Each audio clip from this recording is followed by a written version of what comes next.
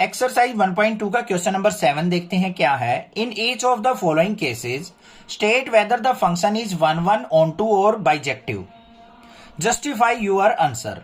हमें क्या करना है, यहाँ पे दो फंक्शंस दे रखे हैं, हमें इनको बताना है कि ये 1 1 है, ऑन टू है या बाइजेक्टिव फंक्शन है, ये हमने बताना है और लास्ट में आंसर को जस्टिफाई भी करना है। यहाँ पे जस्टिफिकेशन पूछा है। जस्टिफिकेशन बच्चों को समझ में ही नहीं आती है कभी भी। सिंपल सा बात बताऊंगा, सिंपल से स्टेप्स हैं, वो फॉलो करने हैं, जस्टिफिकेशन इजीली कर दोगे आप। ठीक है, चलो देखते हैं कैसे करना है। सबसे पहले देखो हमें फंक्शन क्या दे रखा है फर्स्ट वाले पार्ट में। एफ एक्स इक्वल टू हमें दे रखा है 3 - 4x। ठीक है, और जो वैल्यूज पुट करनी है हमें F such that real values put करनी है और रियल वैल्यू हमारी रिजल्ट में आनी चाहिए। तो इसके लिए हमें क्या करना पड़ेगा, अपने दो ओव्यूल बना लेंगे हम, arrow diagram. Real values put करने के बाद रियल वैल्यू आनी चाहिए। अब यहां पे आप क्या करो, सबसे पहले मान लो 0 पुट किया आपने। 0 पुट करने के बाद यहां पे 0 पुट करेंगे तो इमेज क्या बनेगी हमारी 3। 0 पे इमेज बन गई 3। ये है, यहां पे पुट करके देख लो एक बार बेशक। F x equal to 3 - 4x है। यहां 0 पुट करेंगे, 0 हो गया, 3 बन गया। मान लो अब आपने 1 पुट किया। 1 पुट करने के बाद क्या आ जाएगा, -1 इमेज बनेगी। देखो 1 पुट किया, 4 1 जा 4, 3 में से 4 गया -1। 2 पुट किया बच्चों, तो 2 पुट करने के बाद क्या होगा, 2 4 जा 8, 8 में से 3 गया, -5 इमेज बन रही है। कोई फ्रैक्शनल वैल्यू पुट कर दें क्योंकि रियल वैल्यूज पुट करनी है। मान लो हमने यहां पे 1/2 पुट कर दी, तो क्या हो जाएगा 3 - 4 × 1/2, 2 2 जा 4, 3 में से 2 गया, तो 1/2 पुट करने के बाद इमेज जो आ रही है मेरी क्या आ गई, 3 में से 2 गया, 1 आ गई। ऐसे क्या देखेंगे हम, यूनिक वैल्यू पे यूनिक इमेज हमारी मिलती जा रही है, मिल रही है हमें। तो यहां पे क्या लिखेंगे, for every unique domain, every unique domain range is unique, range is unique, so it's 1 1 function. तो ये क्या हो जाएगा हमारा 1 1 फंक्शन है। समझ में आ गई बात। अब इसकी जस्टिफिकेशन देख लो, कैसे करते हैं जस्टिफिकेशन। सिंपल से स्टेप्स होते हैं, वही फॉलो करने हैं आपको। क्या करना है, यहां पे मान लो एफ ऑफ एक्स दे रखा है हमें, ये वाला फंक्शन। इसके अंदर कोई वैल्यू पुट की हमने x1, कोई डिफरेंट वैल्यू, उसको पुट करने के बाद हमारा फंक्शन क्या बन जाएगा 3 - 4x1। अगर मान लो मैं कोई अनदर वैल्यू पुट करता हूं एफ ऑफ x2, तो हमारा फंक्शन क्या बन जाएगा 3 - 4x2। बन जाएगा या नहीं बन जाएगा। अब 1 1 चेक करने के लिए हमें जस्टिफिकेशन क्या होती है बच्चों, अगर मैं इफ, ध्यान से देखना मैं क्या कर रहा हूं, इफ एफ ऑफ x1 को मुझे एफ ऑफ x2 के इक्वल प्रूव करना है। एफ ऑफ x1 अगर मेरा एफ ऑफ x2 के इक्वल गिवन हो, तो ये दोनों वैल्यू भी क्या हो जाएंगी बच्चों, आपस में इक्वल होंगी। तो यहां पे क्या लिखना है, 3 - 4x1 इज इक्वल टू क्या हो जाएगा 3 - 4x2।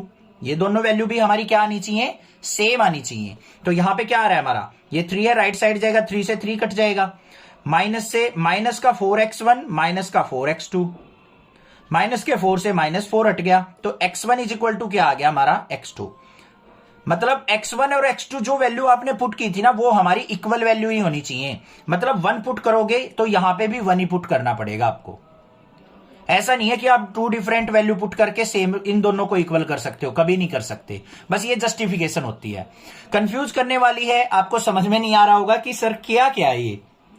देखो ध्यान से सुनो, हमें क्या करना होता है 1 1 फंक्शन की जस्टिफिकेशन में। अगर मान लो हमारे पास 2 फंक्शन है, ये फंक्शन दे रखा है एफ एक्स, इस पे कोई एक यूनिक वैल्यू पुट की, हमें एक यूनिक वैल्यू मिल गई हमें रिजल्ट में। फिर हमने कोई अनदर वैल्यू पुट की, तो हमें एक अनदर वैल्यू मिल गई। हमें क्या करना है, ये अगर हमारे पास दोनों सेम हो, f x equal to f x, तो हमारा x1 इक्वल टू x2 होना चाहिए। तो हमने क्या किया, इन दोनों को इक्वल पुट कर दिया। इन दोनों को इक्वल पुट करने के बाद इनके रिजल्ट भी इक्वल होने चाहिए। रिजल्ट से हमारा क्या आ गया, x1 इक्वल टू x2। ये होती है जस्टिफिकेशन, बस सिंपल है। समझ में आ गई 1 1 की जस्टिफिकेशन, कोई दिक्कत नहीं है। अब हमें इसको क्या करना है, ऑन टू भी चेक करना है। ऑन टू के लिए हमें क्या करना पड़ेगा, ध्यान से देखो, यहां पे जो है ऑन टू में कोर डोमेन क्या है हमारी। कोर डोमेन में अगर ध्यान दोगे ना बच्चों आप, तो हमारे पास यहां पे जितनी भी वैल्यू आएंगी, ये सारी क्या आएंगी, रियल वैल्यूज आएंगी। क्या आएंगी, रियल वैल्यूज। कुछ भी पुट करते जाओ, कुछ ना कुछ आपको मिलता जाएगा। फ्रैक्शनल वैल्यू भी मिलेंगे। मान लो यहां पे आपने 1/3 पुट कर दिया, एक्स की वैल्यू, यहां पे एक्स की वैल्यू 1/3 पुट कर दी तो 3 - 4/3 हो गया, तो ये क्या आ जाएगा 5/3 आ जाएगा। फ्रैक्शनल वैल्यू भी आ रही है, तो सारी रियल वैल्यूज हमारी कोडोमेन के अंदर प्रेजेंट होंगी, वो हम यहां से भी देख सकते हैं। और रेंज जो होगी, रेंज के अंदर भी हमें सारी वैल्यूज मिल जाएंगी, रियल वैल्यूज। ध्यान से देखना बेशक कुछ भी पुट करो, यहां पे आप नेगेटिव भी -1 भी मिल गया, 1 भी मिल गया। और यहां पे अगर हम कुछ ऐसी वैल्यू पुट करें, मान लो यहां पे हम क्या पुट कर दें, 0 भी मिल जाएगा हमें। यहां पे 3 माइनस, इसको 3 कैसे बना सकते हैं हम, यहां पे इसको अगर मैं पुट कर दूं, अगर x की वैल्यू 3/4 पुट कर दूं तो 3 - 3 0 भी आ जाएगा। ये फ्रैक्शनल वैल्यू भी आ जाएंगी रिजल्ट में, इस रेंज में सारी वैल्यूज आ जाएंगी। तो यहां पे कोडोमेन क्या हो गया हमारा, कोडोमेन इक्वल टू रेंज के है। So it's onto function, onto function. बस ये हो गया काम। समझ में आ गई बात, क्लियर है, कोई दिक्कत की बात नहीं। इसकी जस्टिफिकेशन देख लेते हैं हम। इसकी जस्टिफिकेशन में ऑन टू में हमारा क्या होना चाहिए, fx इक्वल टू वाई आ जाना चाहिए। बस ये चीज प्रूव करनी है हमें, जो फंक्शन है वो रिजल्ट के इक्वल होना चाहिए। उसके लिए क्या करेंगे हम, सबसे पहले देखो fx इक्वल टू हमें क्या दे रखा है, 3 - 4x दे रखा है, ये रहा। इसके अंदर fx इक्वल टू वाई होना चाहिए। fx का कुछ भी यहां पे वैल्यू पुट करने के बाद क्या आएगा, y आएगा। तो y इक्वल टू क्या आएगा, 3 - 4x। यहां से y की वैल्यू, इसकी x की वैल्यू निकाल लो, तो x की वैल्यू क्या आ जाएगी, 4x को इस तरफ ले आए तो 3 - y, और x इक्वल टू क्या आ गया, 3 - y/4। x की वैल्यू आ गई ना, इस x की वैल्यू बस इस फंक्शन में पुट कर दो, ये y आ जाना चाहिए, fx इक्वल टू y। देखते हैं यहाँ पे, तो fx equal to 3 - 4 into y, x की जगह ये क्या पुट कर दिया, 3 - y/4, 4 से 4 कट गया, तो fx इक्वल टू किसके आ गया, 3 माइनस अंदर जाएगा, माइनस का 3 माइनस माइनस प्लस का y, तो fx इक्वल टू y आ गया, तो हैंस प्रूव्ड। ये हो गई जस्टिफिकेशन। देखो क्या करना क्या था, fx इक्वल टू 3 - 4x दे रखा है हमें, तो यहां पे कोई भी fx का रिजल्ट जो आएगा y में आएगा। ये y तो होता है हमारा, x की वैल्यू पुट करेंगे y बन जाएगा, तो y इक्वल टू क्या हो गया, 3 - 4x। तो यहां पे 4x equal to 3 - y, x की वैल्यू आ गई, ये x की वैल्यू इसमें पुट कर दो, तो fx इक्वल टू y होना चाहिए हमारा। ये आ तो गया fx इक्वल टू y। ये हो गई जस्टिफिकेशन। हो गया क्लियर। सेकंड पार्ट देखते हैं। सेकंड पार्ट में हमें क्या दे रखा है, F such that, real value put करनी है, रियल वैल्यू आनी चाहिए, और फंक्शन जो दे रखा है हमें वो दे रखा है बच्चों 1 + x²। इसके लिए हमें क्या करना पड़ेगा, अपना ओव्यूल बनाने पड़ेंगे, एरो डायग्राम। तो यहां पे मान लो अगर मैं 1 पुट करता हूं, रियल वैल्यू मान लो पहले 0 पुट की, 0 पे मुझे इमेज बन रही है 1, ठीक है। अगर मैं यहां पे 1 पुट करता हूं, 1 पुट करने के बाद 1 का स्क्वायर 1, 1 और 1 क्या आ गया, 2। मान लो अब मैं -1 पुट करता हूं, -1 का स्क्वायर क्या हो गया, यहां पे देखो f of -1 is equal to 1 plus -1 का स्क्वायर, -1 का स्क्वायर प्लस 1 हो गया, 1 और 1 2 आ गया, -1 पे भी इमेज 2 आ गई। मान लो मैंने यहां पे 2 पुट किया, 2 का स्क्वायर यहां पे क्या आ जाएगा मेरे पास, 5 आ जाएगा।